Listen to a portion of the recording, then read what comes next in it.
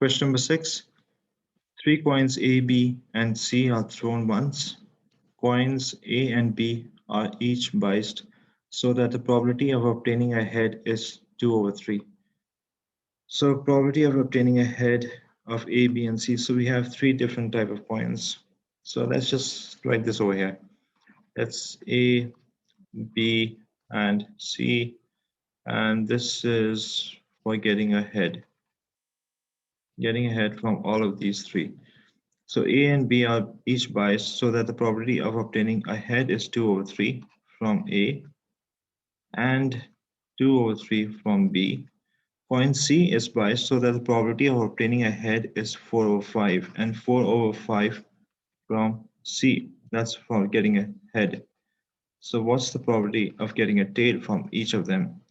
So 1 over 3 from A, a tail. Getting a tail from B is 1 over 3. Getting a tail from C is going to be 1 over 5. So we have all the probabilities that we need for A, B, and C for the heads and tails. So this is going to be useful because we will be using this throughout the question. So it's nice to have a table like this. You don't have to draw this. It's just nice to have one like this. It's just going to make it simple and less chances of making a mistake. Show that the probability of obtaining exactly two heads and one tail is 4 over 9. Okay, so two heads and one tail. So A, B, and C. Three coins A, B, and C are thrown once. So if you're throwing the three coins A, B, and C, so out of the three coins, we should only get two heads and one tail. So what's the probability? So we can get a head from A, followed by a head from B, and a tail from C. Or we can get a head from A, tail from B, and head from C. Or we can get a tail from A, head from B, and a head from C. These are the possible options that we can have, and they are all multiplying. So head and a head and a tail, head, tail, head, tail, head, head. So all we have to do is just plug in the probabilities over here now. This is 1, this is 2, and this is 3. So for the first one, we have head, head, and tail, A and B. So that's head and head. So that's, I'm going to look at the table and I'm going to select the values from here. So A head, B head. So that's 2 over 3 being multiplied by 2 over 3. Tail is C. So that's 4 over 5. For option number 2, I have head from the first one. So that's still 2 over 3. I have tail from the second one. So that's tail. So that's 1 over 3 from B. And I have head from the first one. So that's 4 over 5. And part 3, I have a tail from the first one, so that's 1 over 3. I have a head from the B and C both, so that's 2 over 3 multiplied by 4 over 5. So if I find these probabilities, I get this as 4 over 45. 4 over 45, I get this as 8 over 45, and I get this as 8 over 45. So since I have these as three options, 1, 2, and 3, I add them up, they're all adding up, and I will get this as 28 and 8, 16, and 4, that's 20 over 45. Since they all have the same denominator, 45, 45, 45. So that's 20 over 45. That will give me 4 over 9 as my answer. And this is what the question says. This is the answer. This is what the question says. Show that the probability of obtaining exactly two heads and one tail is 4 over 9. So we had to prove. So this is what we have shown, and that's the answer. Moving on to the second part. The random variable x is the number of heads obtained when the three coins are thrown. Okay, draw up the probability distribution table for x. So now we have to draw the probability distribution table for x, and x is the number that it can take for the number of heads we can get if we are throwing the three coins. So if we have thrown the three coins A, B, and C, we can get 0 heads. If we have thrown the three coins, we can get 1 head out of the 3. We can get 2 heads out of the 3, or we can get all three heads from all three coins. So these are the random variable x. These are the numbers that the random variable x number of heads we can get: 0, 1, 2, and 3. Now we have to work out their corresponding probabilities for each. So for 0 heads, first we'll do for 0 heads. So 0 head means it's tail, tail, and tail from A, B, and C all. So that's from A, B, and C. We get a tail, tail, and tail. And the probabilities for getting the three tails was 1 over 3 times 1 over 3 times 1 over 5, which was 1 over 45, 1 over 45, 1 over 45. If we go back to the table, it was 1 over 3, 1 over 3, 1 over 5. Yeah. So that should give us 1 over 45. So that's for 0 heads. Now for 1 head, we will do 1 head. We can have A, B, and C. But this time we just have 1 head. So we can have tail, tail, head. So we can tail, tail, and head. And we can have tail, head, and tail. Or we can have head times tail times tail. So we can have these options. So if we work out their probabilities, tail, tail, so that's 1 over 3. That's another tail, that's 1 over 3. And head for this one is given as 4 over 5. So that's a tail from the first one, that's 1 over 3. That's a head from the second one, so that's 2 over 3. That's a tail from the third one, that's C, that's 1 over 5. And this is 2 over 3, the head from the first one, A. Then this is tail from the second one, so that's 1 over 3. And then this is tail from the third one, that's also 1 over 5.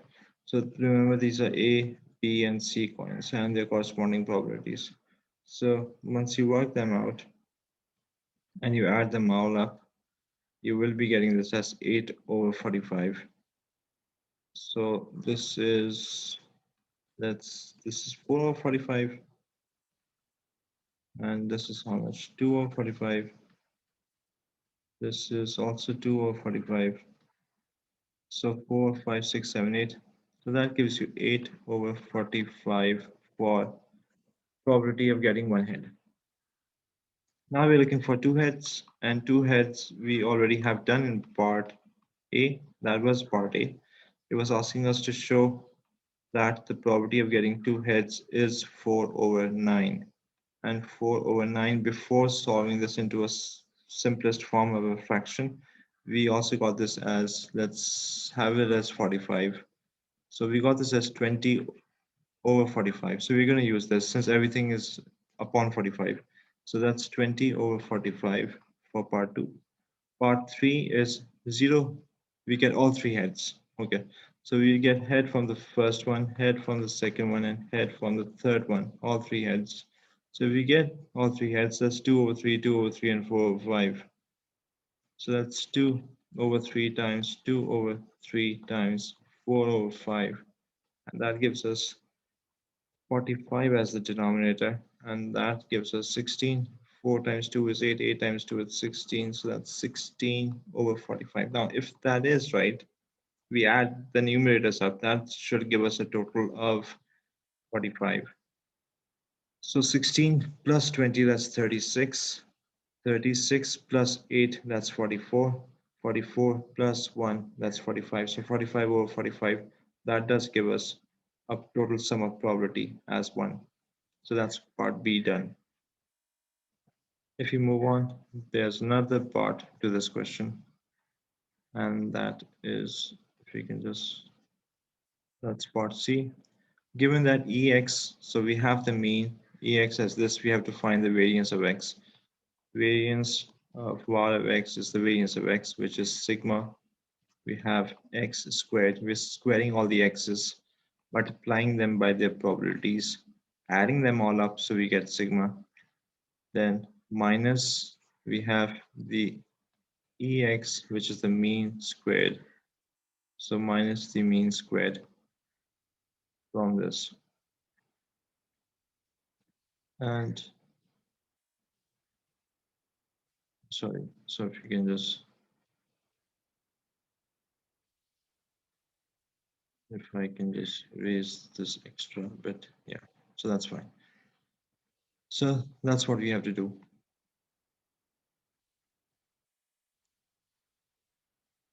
Okay.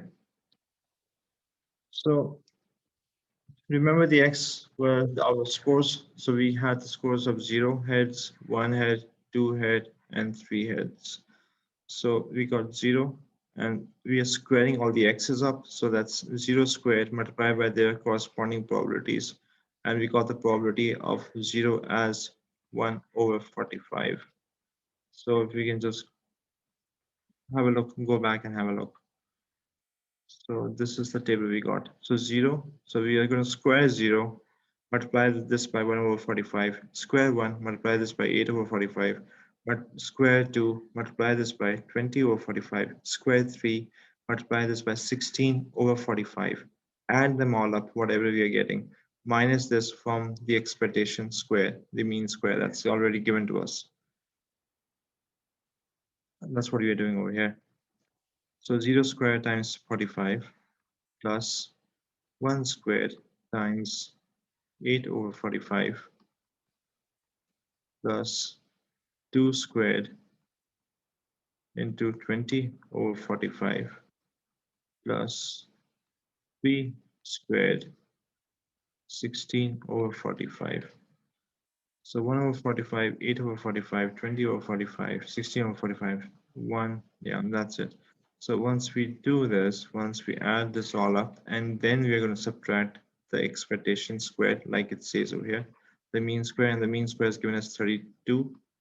32 over 15 whole thing squared. So it's the mean squared. So once we do this, what do we get? We get this as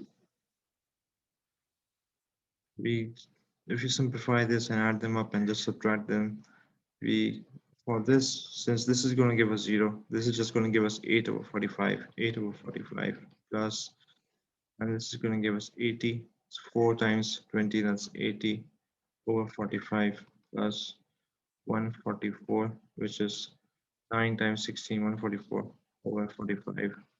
Add them up, minus 32 over 15 whole thing squared. And you can just do this on the calculator and write down the answer, which is 136 over 225 is equal to 0.604. Try to 3SF, and that's the answer. This question is done.